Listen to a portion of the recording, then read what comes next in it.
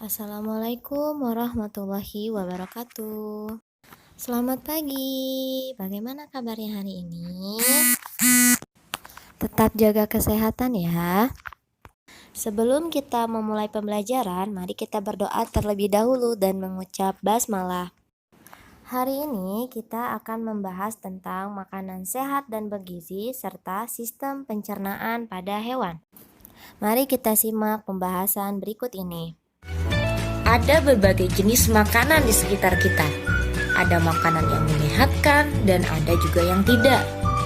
Makanan yang harus kita makan adalah makanan yang menyehatkan. Kenapa? Karena makanan yang sehat mengandung zat-zat gizi yang dibutuhkan tubuh. Mengkonsumsi makanan sehat membuat tubuh menjadi sehat. Karena itu, ayo selalu konsumsi makanan sehat agar tubuh kita tumbuh dengan sehat dan kuat. Ada yang tahu apa bedanya makanan sehat dengan makanan bergizi? Makanan sehat adalah makanan yang bebas bahan berbahaya dan mengandung gizi yang bermanfaat bagi tubuh. Sedangkan makanan bergizi adalah makanan yang memenuhi kebutuhan gizi kita. Makanan ini tidak harus mahal. Hal yang terpenting adalah makanan tersebut harus mengandung berbagai zat yang bermanfaat bagi tubuh kita. Makanan yang sehat dan bergizi akan bermanfaat bagi tubuh kita jika dikonsumsi dengan aturan yang benar.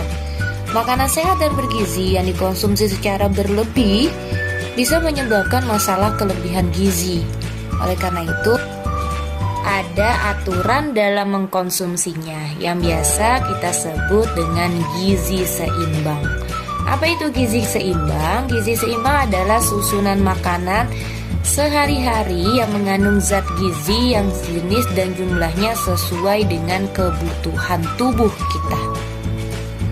Ya, gizi seimbang merupakan penyempurna dari 4 sehat, 5 sempurna.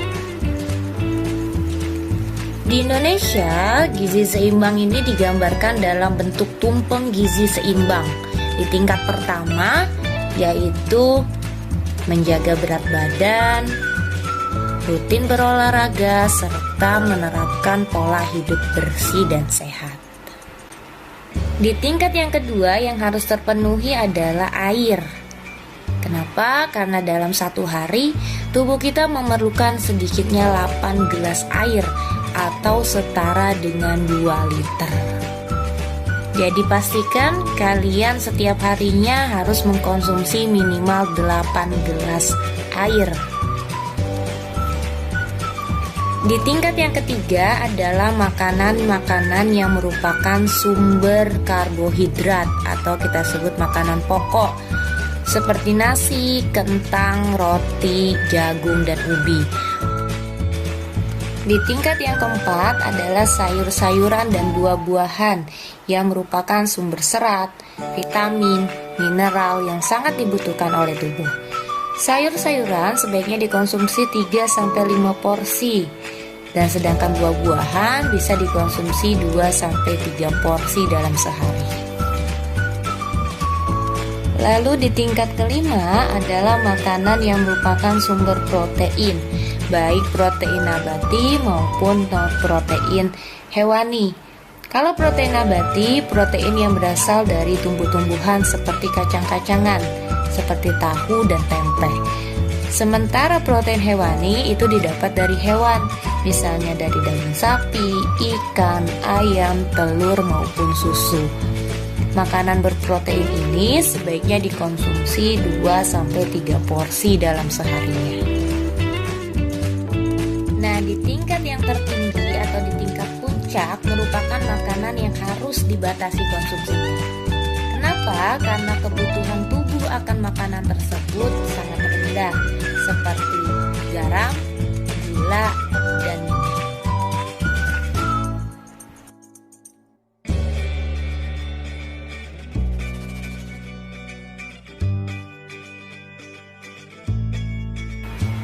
Setelah kita mengetahui tumpeng gizi seimbang yang ditampilkan dalam bentuk piramida makanan tersebut, maka kita harusnya bisa mengkonsumsi makanan dengan berpedoman pada tumpeng gizi seimbang.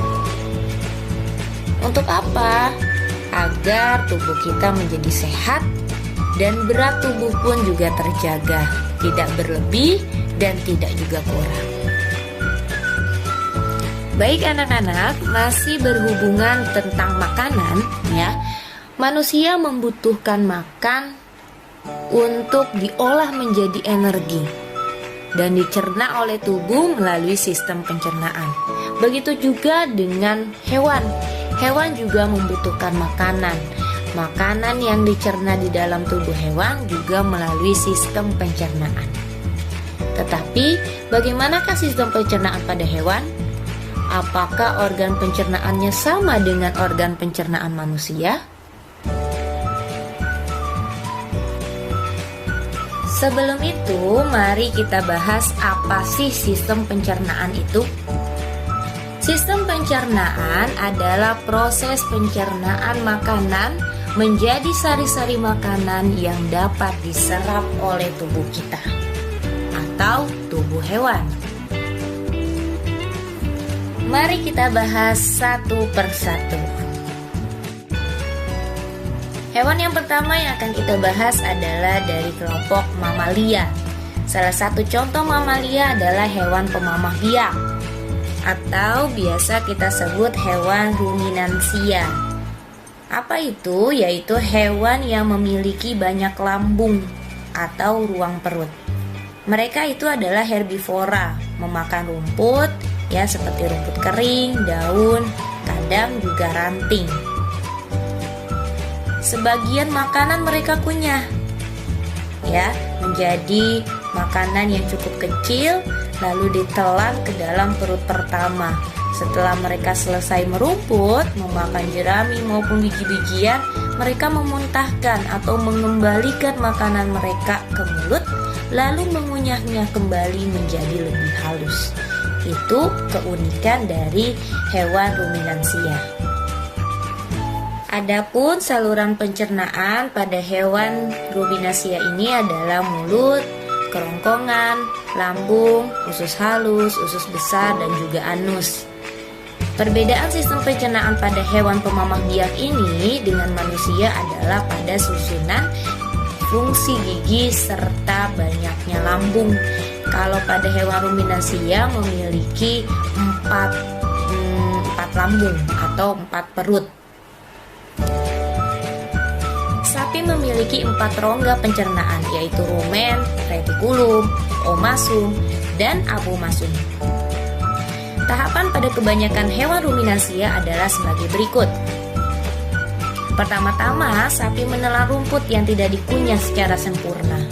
Makanan ini ditelan dan masuk ke dalam rumen, di mana bakteri akan membantu mencerna daun dan rumput yang keras. Setelah itu, makanan kemudian diteruskan ke retikulum. Di retikulum, makanan akan diaduk oleh kontraksi otot dinding retikulum dan dibentuk menjadi bolus atau gumpalan yang kasar. Dan bolus ini kemudian didorong kembali ke rongga mulut untuk dimamah atau dikunyah kedua kalinya menjadi lebih halus. Setelah dikunyah menjadi lebih halus, makanan tersebut ditelan untuk kedua kalinya dan masuk ke omasum. Di dalam omasum, kelenjar enzim akan membantu menghaluskan makanan secara kimiawi. Kadar air dari bolus juga dikurangi melalui proses absorpsi air yang dilakukan oleh dinding omasum.